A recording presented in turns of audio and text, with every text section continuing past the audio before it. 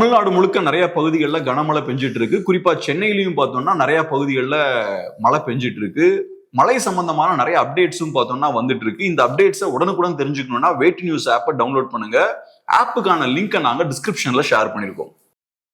தமிழ் தடம் நேயர்களுக்கு வணக்கம். ஊடகவியலாளர் திரு கேப்ரியல் நம்முடன் இணைந்திருக்காங்க. வாங்க பேசலாம். அதற்கு முன்பாக நம்ம தொடர்ந்து வைக்கக்கூடிய ஒரு கோரிக்கை தான், சப்ஸ்கிரைப் பண்ணிட்டு வீடியோ பாருங்க அப்படின்னு சொல்லிட்டு நம்மளுடைய கோரிக்கை ஏற்று தொடர்ந்து பெரிய ஆதரவை கொடுத்துக்கிட்டு இருக்கீங்க. பெரிய நன்றிகள். அதே போல மாற்று கருத்துக்கள் ஏதாவது இருக்கு அல்லது வேற ஏதாவது கருத்துக்கள் இருக்கு அப்படின்னாலும் நீங்க கீழே கமெண்ட்ல தெரிவிக்கலாம். தொடர்ந்து நாங்க அதை வாசிச்சுட்டு தான் இருக்கோம். பெரிய நன்றிகள். வணக்கம். வணக்கம். அது போக இன்னொரு விஷயம் என்னன்னா, நம்ம பார்வையாளர் ஒருத்தர் ரொம்ப கோவப்படுறாரு. டெய்லி இதை சொல்லிக்கிட்டே இருக்கீங்களே, சப்ஸ்கிரைப் பண்ணுங்கன்னு சொல்றீங்க, நான் பண்ணிட்டேன், இனிமேல் சொன்னீங்கன்னா நான் அன்சப்ஸ்கிரைப் பண்ணிடுவேன் அப்படின்ற மாதிரியும் மிரட்டல் விடுக்கிறாரு. ஸோ அதனால அவருக்கு ஒரு ரிக்வஸ்ட் என்னன்னா, அஃப்கோர்ஸ் இதை டெய்லி சொல்லும் போது உங்களுக்கு இரிட்டேட் ஆகலாம். ஸோ நீங்க சப்ஸ்கிரைப் பண்ணிட்டீங்கன்னா அஃப்கோர்ஸ் அதை கடந்து போயிருங்க, ஸ்கிப் பண்ணிருங்க. ஏன்னா சில நேரங்களில் சில பேர் பண்ணாமல் இருக்கிறதுக்கும் வாய்ப்பு இருக்கு. ஸோ அவங்க பண்றதுக்கு அது ஒரு வாய்ப்பு அமையும். ஸோ கோவப்படாதீங்க. ஓகே. ரஷ்ய அதிபர் புட்டின் அவர்கள் இந்தியாவுக்கு வராரு. 4 மற்றும் 5 தேதிகளில் இந்தியா வராரு அப்படின்றது தெரிய வந்திருக்கு. ஸோ உக்ரைன் ரஷ்யா போர் நடந்துகிட்டு இருக்கு. கடைசியாக 2021 புட்டின் அவர்கள் இந்தியா வந்திருந்தாரு. அதன் பிறகு போர் வந்துருச்சு, இந்தியா வர முடியல. ஸோ இப்பொழுது இந்தியா வந்திருக்காரு. நமக்கும் அமெரிக்காவுக்கும் ஒரு நல்ல உறவு இல்லை இப்பொழுதைக்கு. இப்படி இருக்கக்கூடிய ஒரு சூழல்ல புட்டின் அவர்கள் இந்தியா வர்றது எப்படி பாக்குறது? அதான் இப்ப புட்டின் அவர்கள் 4ஆம் தேதி இந்தியாவுக்கு வரார். இது ஒரு ஆனுவல் சமிட். ஒவ்வொரு வருஷமும் இந்திய பிரதமரும் மாநாடு, ஆமா, பிரதமர் மோடி அவர்களும் இந்திய பிரதமரும் ரஷ்ய பிரசிடென்ட்டும் மீட் பண்றதுன்றது ஒவ்வொரு வருஷமும் நடக்கிற ஒரு விஷயம் தான். 2000 நடந்துட்டு இருக்கு. போன வருஷம் மாஸ்கோல மீட் பண்ணாங்க. மோடி அவர்கள் அங்க போனாரு. இந்த வருஷம் புட்டின் அவர்கள் இங்கே வரார். ஸோ ரெகுலரா நடக்கிற ஒரு விஷயம். பட் இந்த வருஷத்துல நடக்கக்கூடிய இந்த சமிட்டுக்கு பெரிய ஒரு முக்கியத்துவம் இருக்கு, ரொம்ப பெரிய முக்கியத்துவம் இருக்கு. ஏன்னா உலகம் முழுக்க நிறைய மாற்றங்கள் நடந்துட்டு இருக்கு. அலையன்ஸ் நிறைய இருக்கும்ல, நாடுகள் மத்தியில் அலையன்ஸ் இருக்கும்ல, அந்த அலையன்ஸ் எல்லாம் இப்ப மாறிட்டு இருக்கு. பாகிஸ்தான் சைனா கூட ரொம்ப க்ளோஸ் ஆயிட்டாங்க. ஒரு காலம் அவங்க அமெரிக்காவோட க்ளோஸா இருந்தாங்க. ரஷ்யா பார்த்தோம்னா யுக்ரைன் போருக்கு அப்புறம் அவங்களும் சைனா கூட ரொம்ப க்ளோஸ் ஆயிட்டாங்க. ஜப்பான் இப்ப அக்ரெசிவ் ஆகுறாங்க, சைனாவையே மிரட்டுறாங்க. நாங்களும் பதிலடி கொடுக்க தயங்க மாட்டோம்ன்ற இடத்துக்கு ஜப்பான் வந்திருக்காங்க. ஒரு காலத்துல ஜப்பான் எல்லாம் பார்த்தோம்னா ஒரு பாசிபிஸ்டும்பாங்க, மோதலுக்கு நாங்க இனி போக மாட்டோம் அப்படின்ற இடத்துல ஜப்பான் இருந்தாங்க. அப்புறம் யூரோப் பார்த்தோம்னா அங்கேயும் நிறைய மாற்றங்கள்லாம் இருக்கு. ட்ரம்ப் வந்ததுக்கு அப்புறம் அவரு ஐரோப்பிய நாடுகள் டஃபா டீல் பண்றாரு, யூரோப்புக்கு கொடுக்கக்கூடிய அந்த சப்போர்ட் எல்லாம் நிப்பாட்டிட்டாரு. ஸோ இப்ப பார்த்தோம்னா உலகம் ஒரு மாதிரி ரீஅலைன் ஆகுறத பார்க்க முடியுது. ஸோ அந்த வகையில இந்தியா ரஷ்யா உறவுகள் இருக்கு பாருங்க, அதுலயும் நிறைய மாற்றங்கள் இப்ப நடந்திருக்கு. ஸோ அந்த வகையில இந்த வருஷம் நடக்கக்கூடிய இந்த சமிட்டை பொறுத்தளவுல இதுக்கு பெரிய முக்கியத்துவம் உண்டு. அப்புறம் இன்னொரு முக்கியமான விஷயம் என்னன்னா, இந்தியாவுக்கு இப்ப ரஷ்யா சில இடங்கள்ல ரொம்ப அவசியமா தேவை. இந்தியாவோட செக்யூரிட்டியை பொறுத்தளவுல நமக்கு சில முக்கியமான ஏரியாஸ்ல ரஷ்யா ரொம்ப ரொம்ப ரொம்ப அவசியம். ஸோ அது என்னன்னு இந்த வீடியோவில் நம்ம பார்ப்போம். அதே போல ரஷ்யா இப்ப போர்ல சண்டை போட்டுட்டு இருக்காங்க. ஸோ ரஷ்யாவுக்கும் இந்தியா அவசியம். இந்த சூழல் இருக்கும்போது அமெரிக்காவுக்கு நம்ம 2 பேரும் சேர்றது பிடிக்காது, ரஷ்யாவும் இந்தியாவும் சேர்றது அமெரிக்காவுக்கு பிடிக்காது. ஸோ அவங்களும் ஒரு சைட்ல அழுத்தம் போடுறாங்க. இந்த மாதிரி நிறைய பிரச்சனைகள் இருக்கு. ஒரு டேட்டா நான் சொல்றேன். இப்ப ஆஃப் லைட் பார்த்தோம்னா இந்தியா ரஷ்யாட்ட இருந்து கொஞ்சம் விலகி போயிட்டு தான் இருக்காங்க. இப்போ இந்த முக்கியமான டேட்டா பாருங்க. 2010 இருந்து 2014 வரைக்கும் எடுத்துக்கிட்டீங்கன்னா இந்தியாவுக்கு 72% ஆயுதங்கள் ரஷ்யால இருந்து வந்திருக்கு. ஓவரால் இம்போர்ட்ஸ்ல 72% ஆயுதங்கள் பார்த்தோம்னா ரஷ்யால இருந்து வந்திருக்கு அந்த 5 இயர்ஸ்ல. அதுக்கப்புறம் 2015 இருந்து 2019 வரைக்கும் பார்த்தோம்னா அது கம்மியாகுது, 55% கம்மியாகுது. இப்ப கடைசியா 2020 to 2024 பாத்தீங்கன்னா அது 36% ஆயிருக்கு. ஸோ பீக்ல 72% இருக்கிறது இன்னைக்கு 36% ஆயிருக்கு. இது காட்டக்கூடிய விஷயம் என்ன? இப்ப நம்ம ரஷ்யாவை நம்பி கிடையாது. ஒரு காலத்துல ரஷ்யாட்டு இருந்து தான் நமக்கு பெரும்பான்மையான ஆயுதங்கள் வந்துட்டு இருந்தது. டேங்க்ஸா இருக்கலாம், ஃபைட்டர் ஜெட்ஸா இருக்கலாம், டிஃபென்ஸ் சிஸ்டமா இருக்கலாம், எல்லாம் அங்கிருந்து வந்துட்டு இருந்தது. ஆபரேஷன் சிந்தூர்ல நம்ம பயன்படுத்த பொருட்கள் கூட அங்கிருந்து வந்துச்சு அப்படின்லாம் சொன்னாங்க. ரஷ்யால இருந்தும் வந்திருந்தது, பிரான்ஸ்ல இருந்து நிறைய வந்திருந்தது. இப்ப ரஃபால் பிரான்ஸ்ல இருந்து வந்ததுதான். பிரான்ஸ் நம்ம இம்போர்ட் பண்ணோம். மிராஜ் அது டசால்ட் மிராஜ் தான். ஸோ அதுவும் பிரான்ஸ்ல இருந்து நம்ம இம்போர்ட் பண்ணது. ஸோ இப்போ நம்ம வெறுமனே ரஷ்யாவை மட்டும் சார்ந்து இருக்காம பிரான்ஸ் கிட்ட இருந்து நிறைய ஆயுதங்கள் நம்ம இம்போர்ட் பண்றோம், மற்ற ஐரோப்பிய நாடுகள்கிட்ட இருந்து இம்போர்ட் பண்றோம். இன்ஃபேக்ட் இப்ப ரஷ்யாவுக்கு அடுத்தது செகண்ட்ல பிரான்ஸ் இருக்காங்க. ஸோ இப்ப நம்ம பண்றது என்னன்னா, ஒரு நாடை சார்ந்து இருக்க கூடாது, மற்ற நாடுகள்கிட்டையும் நம்ம க்ளோஸா இருக்கணும். கொஞ்சம் ரஷ்யா கிட்ட இருந்து நம்ம விலகி போக ஆரம்பிச்சிருக்கோம். ரெண்டாவது முக்கியமான விஷயம், வர்த்தக ரீதியா பார்த்தோம்னா ஒரு இந்த போருக்கு முன்னாடி நம்ம 2% தான் க்ரூட் ஆயில் ரஷ்யால இருந்து இம்போர்ட் பண்ணோம். அதுக்கப்புறம் போர் ஸ்டார்ட் ஆனதுக்கு அப்புறம் இப்ப பார்த்தோம்னா ஏறக்குறைய 30 to 40% நம்ம ஓவரால் பார்த்தோம்னா ரஷ்யால இருந்து இம்போர்ட் பண்றோம். பீக்கை டச் பண்ணது ஒரு பாயிண்ட்ல. இப்ப அதையுமே நம்ம கம்மி பண்றோம். ஏன்னா இப்ப அமெரிக்கன்ஸ் நம்ம மேல அழுத்தம் போடுறாங்க, டாரிஃப் எல்லாம் போடுறாங்க, எக்ஸ்ட்ரா 25% டாரிஃப் ட்ரம்ப் போடுறாரு. ஸோ இப்ப என்ன ஆகுது, நவம்பர்ல நம்ம ஒவ்வொரு நாளும் 1.8 மில்லியன் பேரல்ஸ் பர் டே நம்ம இம்போர்ட் பண்றோம் ரஷ்யால இருந்து. அதை இப்ப கம்மி பண்ணி 6 lakh பேரல்ஸ் பர் டேயா குறைக்க போறோம். டிசம்பர்ல அது கம்மியாக போகுது. ஸோ இதெல்லாம் காட்டக்கூடிய விஷயம் என்னன்னா, முன்ன மாதிரி நம்ம ரஷ்யாவோட க்ளோஸ் அல்ல, கொஞ்சம் ஸ்லோவா நம்ம கொஞ்சம் விலகி போய்கிட்டு இருக்கோம். அது போக ரஷ்யாவை மற்ற நாடுகளை வச்சு நம்ம ரிப்ளேஸ் பண்றோம். ரஷ்யாவை மட்டுமே சார்ந்து இருக்காம மற்ற நாடுகளை வச்சு ரஷ்யாவை நம்ம ரிப்ளேஸ் பண்ணக்கூடிய அந்த வேலையும் நம்ம பண்ணிட்டு இருக்கோம். இதுக்கான முக்கியமான காரணம் என்ன அப்படின்றதான் கேள்வி. ரஷ்யா நம்மளோட ட்ரெடிஷ்னல் பார்ட்னர். நம்ம ஏன் ஸ்லோவா நம்ம ரஷ்யாட்ட இருந்து விலகி போறோம்? ஒரு முக்கியமான காரணம் என்னன்னா, யுக்ரைன் போர் ஸ்டார்ட் ஆனதுக்கு அப்புறம் சைனா கூட ரஷ்யா ரொம்ப க்ளோஸ் ஆகுறாங்க. ஸோ இப்போ என்ன ஆகுதுன்னா, நாளைக்கே சைனாவுக்கும் இந்தியாவுக்கும் இடையே மோதல் வந்ததுன்னா ரஷ்யா ஃபுல்லா சைனாவை சப்போர்ட் பண்றதுக்கு வாய்ப்பு இருக்கு. குறைந்தபட்சம் அமைதியா இருக்கிறதுக்கும் வாய்ப்பு இருக்கு. இந்தியாவை சப்போர்ட் பண்ணாம அமைதியா இருக்கிறதுக்கும் வாய்ப்பு இருக்கு. சோ இது நமக்கு ஒரு சிக்கல். ரெண்டாவது, பிரிக் மாதிரியான அமைப்புகள்லாம் இருக்குல்ல, அதுல ரஷ்யா சைனா கூட இருக்கும்போது சைனாவோட கரங்கள் ஓங்கும். அதே மாதிரி இப்ப ரஷ்யா என்ன பண்றாங்க, யுவான்ல நிறைய ட்ரேட் பண்றாங்க. சோ அப்ப பாகிஸ்தானும் யுவான்ல ட்ரேட் பண்றாங்க. அப்ப என்ன ஆகுது, யுவானோட இன்ஃப்ளூயன்ஸ் அதிகமாகுது, சைனீஸ் கரன்சியோட இன்ஃப்ளூயன்ஸ் அதிகமாகுது. இந்த மாதிரியான நிறைய சிக்கல்கள் இந்தியாவுக்கு வருது. அதுக்கு நம்ம ஒரேடியா ரஷ்யாவை கட் பண்ணி விட்டுற முடியாது. ஒரேடியா கட் பண்ணா என்ன ஆகும்? ஆயில் தட்டுப்பாடு. ரஷ்யா அந்த பக்கம் போயிடுவான், முழுமையா அந்த சைட் போயிருவான்.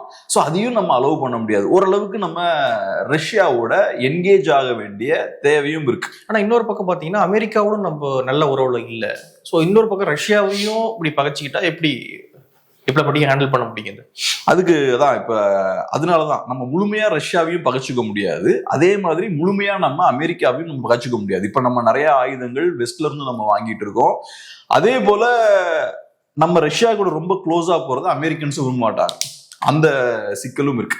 இது போக நமக்கு இன்னும் சில சிக்கல்களும் இருக்கு. இந்த சமிட்லயும் நம்ம கண்டிப்பா அந்த விஷயங்கள்லாம் டிஸ்கஸ் பண்ண போறோம். புட்டினோட மோடி அவர்கள் அதை டிஸ்கஸ் பண்ண போறார். அது என்னன்னா, போர் ஸ்டார்ட் ஆனதுனால ரஷ்யானால முன்ன போல ஆயுதங்கள் மேனுஃபேக்சர் பண்ண முடியல. ஸோ அவங்களால நமக்கு டெலிவர் பண்ணணும்னு சொன்ன அந்த ஆயுதங்களை டெலிவர் பண்ண முடியல. குறிப்பா S-400s அவங்க இன்னும் டெலிவர் பண்ண வேண்டியது இருக்கு. அதே மாதிரி ஸ்டெல்த் ஃப்ரிகேட்ஸ் 2 அவங்களுக்கு நமக்கு அவங்க டெலிவர் பண்ண வேண்டியது இருக்கு. ஃப்ரிகேட்ஸ்னா அது ஒரு பேட்டில் ஷிப் தான். ஃப்ரிகேட்னு சொல்றது எதை சொல்லுவாங்கன்னா, ஸ்டெல்த் ஃப்ரிகேட்ன்றது ரேடார்லால டிடெக்ட் பண்ண முடியாது, அதான் ஸ்டெல்த்தும்பாங்க. ஸோ அந்த ஃப்ரிகேட்ஸ் 2 டெலிவர் பண்ண வேண்டியது இருக்கு. அது போக சில டெக்னாலஜி டிரான்ஸ்ஃபர் பண்ணுவோம்னு சொல்லியிருக்காங்க. ஸோ அதையும் இந்த சமிட்ல டிஸ்கஸ் பண்ண போறாங்க. ஸோ இதுவும் ஒரு காரணம். நம்ம இப்ப ரஷ்யாட்ட இருந்து வாங்கக்கூடிய இந்த ஆயுதங்கள் குறைச்சிருக்கோம்ல, அதுக்கு இதுவும் ஒரு முக்கியமான காரணம். ஏன்னா போர் ஸ்டார்ட் ஆனதுக்கு அப்புறம் ரஷ்யானால முன்ன மாதிரி சப்ளை பண்ண முடியல, மிசைல் சப்ளை பண்ண முடியல, டிஃபென்ஸ் சிஸ்டம் சப்ளை பண்ண முடியல. இதெல்லாம் இருக்கும்போது நம்ம அப்ப ரஷ்யாவை மட்டுமே சார்ந்து இருக்க முடியாது. அதே மாதிரி இப்ப என்ன ஆகுது, சர்வீஸ் பண்ணணும். நம்ம இப்ப ரஷ்யாட்ட இருந்து வாங்குற ஆயுதங்களை கம்மி பண்ணாலும் நம்ம கிட்ட இருக்கக்கூடிய ஆயுதங்கள் பார்த்தோம்னா ஏறக்குறைய 70% ரஷ்யன் ஆயுதங்கள். சோ அப்ப என்ன ஆகும், ரஷ்யன்ஸோட நம்ம சேர்ந்து ஒர்க் பண்ண வேண்டிய தேவை இருக்கு. அவங்க தான் அதை சர்வீஸ் பண்ண. நம்மகிட்ட அவங்களோட டேங்க்ஸ் இருக்கு, நம்ம கிட்ட அவங்களோட சுக்காய் மாதிரியான ஃபைட்டர் ஜெட்ஸ் இருக்கு. சோ அதுக்கெல்லாம் தேவையான சர்வீஸை ரஷ்யா தான் ப்ரொவைட் பண்ணும். ஸோ அந்த ஒரு தேவையும் இருக்கு. ஸோ இந்த மாதிரி நிறைய காரணங்கள் இருக்கனால நம்ம கம்ப்ளீட்டா அவங்க கிட்ட இருந்து ஐசோலேட் ஆக முடியாது, அவங்களோட உறவை உடைச்சிக்க முடியாது. ஆனா இப்ப என்ன நான் சொல்ல வரேன்னா, இந்தியா இப்ப 2 சைடும் பேலன்ஸ் மெயின்டைன் பண்ணணும். ரஷ்யாவையும் கைக்குள்ள வச்சுக்கணும், யூஎஸ்ஐயும் கைக்குள்ள வச்சுக்கணும். அது போக இந்த சமிட்டை பொறுத்தளவுல இந்தியாவுக்கு நான் சொன்னேன்ல, ஒரு முக்கியமான தேவை இருக்கு, ரஷ்யாவோட சப்போர்ட் ஒரு இடத்துல ரொம்ப தேவை இருக்குன்னு சொன்னேன்ல, அது எங்கன்னு பார்த்தோம்னா இப்ப சைனா கூட நமக்கு பிரச்சனை இருக்கு. 2020 கல்வான்லாம் நமக்கு பிரச்சனை வருது. இப்ப சைனாக்காரங்க என்ன பண்றாங்கன்னா, அவங்களோட 5th ஜெனரேஷன் ஸ்டெல்த் ஃபைட்டர் ஜெட்ஸை பார்டர் பகுதிகளெல்லாம் பொசிஷன் பண்றாங்க. குறிப்பா J-20 அதை அந்த விமானங்களை அந்த சைட்ல பொசிஷன் பண்றாங்க. அவங்ககிட்ட நிறைய விமானமும் இருக்கு. அது போக இப்ப என்ன பண்றாங்க, பாகிஸ்தானுக்கும் அவங்க 5th ஜெனரேஷன் ஃபைட்டர் ஜெட்ஸை கொடுக்குறேன்னு சொல்லியிருக்காங்க. ஸோ J-35 தரேன்னு சொல்லியிருக்காங்க. அநேகமா நெக்ஸ்ட் இயர்ல டெலிவர் பண்ணிடுவாங்கன்னு நினைக்கிறேன். ஸோ இப்போ ஒன்று சைனா கிட்டையும் 5th ஜெனரேஷன் ஃபைட்டர் ஜெட்ஸ் இருக்கு, ரெண்டாவது அதை பாகிஸ்தான் கிட்டையும் அவங்க கொடுக்கறதுக்கு ரெடி ஆகிட்டு இருக்காங்க. இந்தியா கிட்ட 5th ஜெனரேஷன் ஃபைட்டர் ஜெட்ஸ் இல்லை. நம்ம கிட்ட இருக்கிறது பார்த்தோம்னா 4.5 ஜெனரேஷன் ஃபைட்டர் ஜெட்ஸ் தான் இருக்கு. ரஃபால் 4.5 தான். அதே மாதிரி சுக்காயும் 4.5 தான். இது நமக்கு மிகப்பெரிய சிக்கல். நம்ம உடனே இந்த டெக்னாலஜி டெவலப் பண்ண முடியாது. 5th ஜெனரேஷன் ஃபைட்டர் ஜெட்ஸை நம்ம உடனே ப்ரொடியூஸ் பண்ணிட முடியாது. நம்ம அதை அஃப்கோர்ஸ் முயற்சி பண்ணிட்டு இருக்கோம், இண்டிஜினியஸா இந்தியாலே ப்ரொடியூஸ் பண்ணணும். அதுக்கு மினிமம் ஒரு 10-12 இயர்ஸ் ஆகும். இப்போ உடனே நமக்கு பண்ண முடியாது. அப்போ நமக்கு என்ன ஒரே ஆப்ஷன் இருக்கு, வாங்குறது. ஆமா, ரஷ்யாட்ட இருந்து நம்ம வாங்கணும். அமெரிக்காரன் கொடுக்க மாட்டான். அமெரிக்காரனை பொறுத்தளவுல இந்தியாவுக்கு இந்த அட்வான்ஸ்டான 5th ஜெனரேஷன் ஃபைட்டர் ஜெட்ஸ்லாம் அவன் கொடுக்க மாட்டான். அவங்ககிட்ட இருக்கு, F-35 இருக்கு, பட் கொடுக்க மாட்டாங்க. நமக்கு கொடுக்க மாட்டாங்க, பட் ஆஸ்திரேலியாவுக்கு, ஜப்பானுக்கு, சவுதி கொரியாவுக்குலாம் கொடுப்பாங்க, இஸ்ரேலுக்கு. நமக்கு பட் அவங்க கொடுக்க மாட்டாங்க. அதுக்கு ஒரு முக்கியமான காரணம் என்னன்னா, ஏற்கனவே சொன்ன மாதிரி நம்ம கிட்ட ரஷ்யன் டிஃபென்ஸ் சிஸ்டம்லாம் நம்ம நிறைய வச்சிருக்கோம். அதுதான் நம்ம மோஸ்ட்லி யூஸ் பண்ணிட்டு இருக்கோம். ஸோ அமெரிக்கன்ஸோட பயம் என்னன்னா, நம்ம கிட்ட 5th ஜெனரேஷன் ஃபைட்டர் ஜெட்ஸ் எல்லாம் கொடுத்தாச்சுன்னா டெக்னாலஜி எடுத்து சைனாவுக்கும் ரஷ்யாவுக்கும் டிரான்ஸ்ஃபர் ஆயிரும் அவங்க பயப்படுறாங்க. இந்த ரேடார் சிஸ்டம் வழியா ஏதோ அந்த சைடு டெக்னாலஜி டிரான்ஸ்ஃபர் ஆயிரும் பயப்படுறாங்க. ஸோ அதனால அமெரிக்கன்ஸும் சப்போர்ட் பண்ண மாட்டாங்க. இப்போ நம்ம கிட்ட இருக்கிற ஒரே ஆப்ஷன் ரஷ்யா தான். நமக்கு ஒரு பெரிய த்ரெட் இருக்கு. ஒன்னு, சைனாக்காரன் பார்டர்ல அவனோட 5th ஜெனரேஷன் ஃபைட்டர் ஜெட்ஸை கொண்டு வரான். ரெண்டாவது, பாகிஸ்தானும் கொடுக்கறது ரெடி ஆகிறான். இதை கவுண்டர் பண்ணணும்னா நமக்கு இப்போ ரஷ்யா தேவை. ஸோ நம்ம Su-57 அப்படின்ற 5th ஜெனரேஷன் ஃபைட்டர் ஜெட்ஸ் ரஷ்யா வச்சிருக்காங்க. அதை நம்ம வாங்க வேண்டிய தேவை இருக்கு. ஸோ அந்த ஒரு முக்கியத்துவம் இருக்கு. நமக்கு இன்னைக்கு இம்மிடியேட்டா ஒரு த்ரெட் இருக்கு. அதை கவுண்டர் பண்ணணும்னா நமக்கு ரஷ்யா வேணும். அதே மாதிரி ரஷ்யாவுக்கும் இந்தியாவோட தேவை இருக்கு. இன்டர்நேஷனல் லெவல்ல நாங்க தனிமைப்பட்டு போகல. யுக்ரைன் வாருக்கு அப்புறம் ஏசியாவில் இருக்கக்கூடிய ஒரு பெரிய பவர் எங்க கூட தான் இருக்காங்க. அப்புறம் இன்னைக்கும் நம்ம நிறைய ஆயில் வாங்கிட்டு தான் இருக்கோம். ஸோ இன்னைக்கும் நம்ம ரஷ்யாவை சப்போர்ட் பண்ணிட்டு தான் இருக்கோம். ஸோ இந்த மாதிரியான தேவைகள் ரஷ்யாவுக்கும் இருக்கு. அதனால இந்த சமிட்டை பொறுத்தளவுல பெரிய ஒரு முக்கியத்துவம் இருக்கு. என்ன பண்றாங்கன்னு பார்ப்போம். ஓகே, ஆப்ரேஷன் சிந்தூரோடைய அந்த தாக்குதல்ல அமெரிக்கா கிரெடிட் எடுத்தாங்க. நாங்க சொல்லிதான் இந்த கான்ஃபிளிக்ட் ஆனது நின்றுச்சு அப்படின்றது அவங்களுடைய கிரெடிட்டா இருக்கு. ஆனா நம்ம அமெரிக்கா சொல்லிதான் நிறுத்தணும் அப்படின்றத நம்ம எங்கேயுமே சொல்லல. இது ஒரு பிரச்சனையாகவே போயிட்டு இருந்தது. ஸோ அப்போ என்ன சொல்லப்பட்டுச்சு அப்படின்னா, நம்ம அதை ஒத்துக்கல அப்படின்றதுனாலதான் ட்ரம்ப் அவர்கள் கொஞ்சம் ட்ரிகர் ஆயிட்டாரு. அதனுடைய வெளிப்பாடு தான் டேரிஃப்லாம் ஏத்திட்டாங்க அப்படின்லாம் சொல்லப்பட்டுச்சு. ஸோ ஆல்ரெடியே ட்ரம்ப் ஒரு மாதிரி ட்ரிகர் ஆகி போயிருக்க சூழல்ல இப்போ புடினுடைய வருகை இன்னும் ட்ரிகர் ஆக்குமா, அல்லது இல்ல கொஞ்சம் சாஃப்டா போவோம் அப்படின்னு அவர் இறங்கி வர வைக்குமா, எப்படி பாக்குறீங்க? ட்ரம்ப்பை மேபி ட்ரிகர் பண்ணலாம். இப்போ நம்ம ரஷ்யாட்ட இருந்து நிறைய ஆயுதங்கள் வாங்கி இன்னும் கொஞ்சம் நெருங்கினா ட்ரம்ப் டெஃபினட்டா ட்ரிகர் ஆவார். பட் நான் எப்படி பாக்குறேன்னா, இந்தியாவோட ஸ்ட்ராட்டஜி என்னவா இருக்கும்னா, ரெண்டு பேரையும் பேலன்ஸ் பண்ணணும். அந்த இடத்துக்கு தான் வந்திருக்காங்க. நம்ம இப்ப கிளியரா பாக்குறோம், என்ன வாங்குறத கம்மி பண்ணிருக்கோம். அதே மாதிரி ஆயுதங்கள் ரஷ்யாட்ட இருந்து வாங்குறதையும் நம்ம கம்மி பண்ணிட்டோம். இதெல்லாம் கம்மி பண்ணாலே இந்தியா ரஷ்யா ரிலேஷன்ஷிப் பார்த்தோம்னா மினிமைஸ் ஆக ஆரம்பிச்சிடும். நம்ம இந்தியா ரஷ்யா ட்ரேட் எடுத்துக்கிட்டோம்னா பெரும்பாலும் ஆயில சார்ந்துதான் இருக்கு. இந்த லாஸ்ட் ஒரு 4 இயர்ஸ் ஆயில மைனஸ் பண்ணியாச்சுன்னா 80% காணாம போயிடும். அது போக ஆயுதங்களையும் மைனஸ் பண்ணிட்டீங்கன்னா இன்னும் ரொம்ப காணாம போயிடும், கம்மி ஆயிடும். ஸோ அதனால இந்தியாவை பொறுத்தளவுல நம்ம கொஞ்சம் கொஞ்சமா கம்மி பண்ணணும் அப்படின்ற இடத்துலதான் இருக்கும். ஸ்ட்ராட்டஜிக் அட்டானமிம்பாங்க. நம்ம ஒரு நாட்டை சார்ந்து இருக்காம எல்லாரையும் யூஸ் பண்ணிக்கணும். அப்பதான் நம்ம ஃப்ரீயா இருக்க முடியும். ஒரு நாடு நீங்க சார்ந்து இருந்தீங்கன்னா அவங்களோட கண்ட்ரோல் கீழே போயிருவீங்க. நாடுகளை பொறுத்தளவுல இப்ப நம்ம இதெல்லாம் சொல்லும் போது நம்ம நிறைய ஆடியன்ஸுக்கு பிடிக்காது. ஏன்னா ரஷ்யாவோட ஃபேன்ஸ் நிறைய பேர் இருப்பாங்க. ட்ரெடிஷ்னலா நம்ம ரஷ்யாவை பாசிட்டிவா பார்த்து பழகிட்டோம். பட் எந்த நாடுமே யாரையுமே நண்பன் எதிரின்லாம் பார்க்க மாட்டாங்க. தேவைதான். நாளைக்கே ரஷ்யாவுக்கு சைனா தேவைன்னா அவங்க இந்தியாவை தூக்கி போட்டுருவாங்க. ஸோ அதனால நம்ம ரொம்ப கேர்ஃபுல்லா இருக்கணும். ஒரு நாடு ரொம்ப சார்ந்து இருக்க முடியாது. ஸோ அந்த வகையில நம்ம ரஷ்யாவோட ரொம்ப க்ளோஸா இருக்க முடியாது. பட் ஓகே, நமக்கு ஹிஸ்டாரிக்கலா ரஷ்யா ஹெல்ப் பண்ணிருக்காங்க. நான் ஏற்கனவே சொன்ன மாதிரி அமெரிக்காக்காரன் நமக்கு ஃபைட்டர் ஜெட்ஸ் எல்லாம் கொடுக்கல. நமக்கிட்ட அமெரிக்கன் ஃபைட்டர் ஜெட்ஸ் இல்லை. அதுவும் இப்போ 5th ஜெனரேஷன் ஃபைட்டர் ஜெட்ஸ் எல்லாம் தேவைப்படுது. அதுவும் கண்டிப்பா அவங்க கொடுக்க மாட்டாங்க. வெஸ்டர்ன் நேஷன்ஸ் கொடுப்பாங்க. ஸோ அமெரிக்கா கிட்ட நம்ம போனோம்னா கம்ப்ளீட்டா நீ என் கண்ட்ரோலுக்கு வாம்பா. பட் இவங்க நமக்கு அந்த விஷயங்கள் கொடுக்குறாங்க, டெக்னாலஜி நான் டிரான்ஸ்ஃபர் பண்றேன்றாங்க, உங்களுக்கு தேவையான டெக்னாலஜி கொடுக்குறேன்றாங்க, 5th ஜெனரேஷன் ஃபைட்டர் ஜெட்ஸை நீங்களே இண்டிஜினியஸா உங்க நாட்டிலேயே மேனுஃபேக்சர் பண்றதுக்கு நாங்க உதவி பண்றோம்ன்றாங்க. அப்புறம் இன்னொரு முக்கியமான விஷயம் என்ன, நமக்கு ஒரு நியூக்ளியர் அட்டாக் சப்மரினையும் அவங்க லீஸுக்கு தரதா சொல்லியிருக்காங்க. எனக்கு எவ்வளவு இயர்ஸ் ஞாபகம் இல்ல, நம்ம நேவியை ட்ரெயின் பண்றதுக்காக. பட் அதையுமே டெலிவர் பண்ணல, டைம் ஆயிட்டு இருக்கு. சொன்ன டேட்டுக்கு அவங்க ப்ராப்பரா டெலிவர் பண்ணல, டைம் ஆயிட்டு இருக்கு. ஸோ இந்த விஷயங்கள் அமெரிக்கா பண்ண மாட்டாங்க. ஸோ அந்த வகையில நமக்கு ரஷ்யாவோட தேவை இருக்கு. But at the same time நீங்க ரஷ்யாவை மட்டுமே சார்ந்திருக்க முடியாது. ஒன்னு, ரஷ்யா முன்னாடி மாதிரி பவர்ஃபுல்லா இல்ல, வீக் ஆயிட்டாங்க. ரெண்டாவது, இன்னைக்கு போர்ல வேற சண்டை போட்டு இருக்காங்க. அவங்க சக்தியை மீறி பெரிய பெரிய பிரச்சனைகளை அவங்க ஃபேஸ் பண்ணிட்டு இருக்காங்க. ஸோ போர்ல சண்டை போடும்போது முன்ன மாதிரி நமக்கு ஹெல்ப் பண்ண முடியாது. அப்புறம் நேற்று இருந்ததை விட இன்னைக்கு அதிகமா சைனாவோட கண்ட்ரோல் கீழே இருக்காங்க. ஸோ நீங்க ரஷ்யாவை முன்ன மாதிரி நம்ப முடியாது. இந்த சிக்கல்கள்லாம் இருக்கு. ஸோ அப்ப என்ன பண்ணும், ஒரு பேலன்ஸை மெயின்டைன் பண்ணும். ரஷ்யாவை நம்பி இங்க ஃபுல்லா இருக்க முடியாது. அப்ப அமெரிக்காவும் தேவைப்படுறாங்க. அதனால ட்ரம்பையும் ரொம்ப கோவப்படுத்திடக்கூடாது. அட் த சேம் டைம் ரஷ்யாவையும் நீங்க ஃபுல்லா கழட்டி விட்டுற முடியாது. ரஷ்யாவை நீங்க ஃபுல்லா கழட்டி விட்டீங்கன்னா ஸ்ட்ரைட்டா அங்க சைனாவோட போய் முழுசா போய் சேர்ந்துருவாங்க அவங்க. ஸோ அதனால கொஞ்சம் ரஷ்யாவோட என்கேஜ் ஆகணும். அவங்களுக்கு தேவையான சில விஷயங்கள் செஞ்சு கொடுக்கணும். அதே போல ட்ரம்பையும் காமா வச்சுக்கணும். நான் நேத்தை விட இன்னைக்கு ரஷ்யாட்ட ட்ரேட் பண்றதெல்லாம் கம்மி பண்ணிட்டேன், அவனோட க்ரூட் ஆயில் வாங்குறத கம்மி பண்ணிட்டேன், ஆயுதங்கள் வாங்குறத கம்மி பண்ணிட்டேன். ஸோ நீயும் கொஞ்சம் கோவப்படாம டென்ஷன் ஆயிரு. ரெண்டு பேரையும் பேலன்ஸ் பண்ணணும். அது கரெக்டான ஒரு ஸ்ட்ராட்டஜி தான் இந்தியா இன்னைக்கு இருக்கக்கூடிய சூழல்ல. அடுத்த கேள்விக்குள்ள போறதுக்கு முன்னாடி, தமிழ்நாடு முழுக்க நிறைய பகுதியில கனமழை பெஞ்சிட்டு இருக்கு. அதே மாதிரி சென்னையிலையும் நிறைய பகுதிகளில் மழை பெஞ்சிட்டு இருக்கு. மழை சம்பந்தமான அப்டேட்ஸை உடனுக்குடன் தெரிஞ்சுக்கணும்னா வேட் நியூஸ் ஆப்பை டவுன்லோட் பண்ணுங்க. ஆப்புக்கான லிங்கை நாங்க டிஸ்கிரிப்ஷன்ல ஷேர் பண்ணிருக்கோம். புடின் அவர்கள் நம்மோடு மட்டும் நெருக்கமாக இல்லாம அவர் சைனாவோடையும் நெருக்கமாக தான் இருந்துட்டு இருக்காரு. ரொம்ப நெருக்கமா இருக்காரு. நம்மளோட தூரம் அங்க ரொம்ப நெருக்கமா இருக்காரு. அவங்களுக்கும் நமக்கும் பிரச்சனை இருக்கு, சைனாவுக்கும் இந்தியாவுக்கும் பிரச்சனை இருக்கு.